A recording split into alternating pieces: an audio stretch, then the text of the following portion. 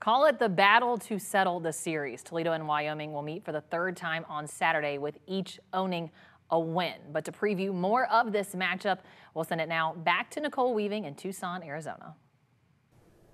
Thanks, Carly. I'm now joined by our BCSN analyst, Mike Robb. Mike, the bowl experience is about having fun in a new place, soaking up the warm weather, but most importantly, getting a win. This Toledo team, they're going to need to make adjustments on offense, especially with DeQuan Finn transferring to Baylor. So what have you seen out of Tucker Gleason that most impresses you? You know, what most impressed me about Tucker Gleason is just his ability to be a leader. You know, he stepped up already in the past. In 2022, he stepped up in the Eastern Michigan game. He became MAC Player of the Week, throwing 3 touchdowns, did his thing. You know, he did a really good job, but also he stepped into the Bowling Green game. Although the Rockets didn't win, he showed a lot of flashes that gave a lot of Rocket fans an opportunity to believe that he is the future of the Toledo quarterback room.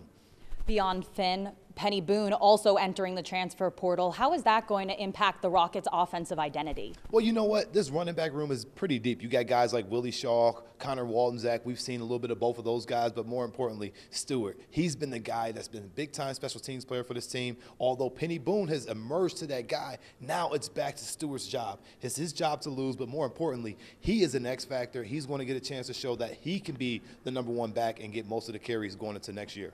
And we've talked a lot about the Rockets, but how about the Pokes? What do you know about Wyoming that Toledo fans can expect to see out there on Saturday? Well, you can expect an inspired football team. They played in this bowl game this bowl game last year, and they lost to a backup quarterback as well. So they're expecting that. So now having Tucker Gleason in, they're not going to blink. They're not going to be like, hey, this is a team that we can just kind of bowl over. And speaking of bowl, their coach Bowl, he is getting ready to retire. So this is a team that's going to play inspired football. They're coming to this bowl game understanding, hey, last year we came here. This is a business trip for them. All right, a lot to look forward to with the bowl coming up on Saturday. Thanks for joining me. Hey, thanks for having me.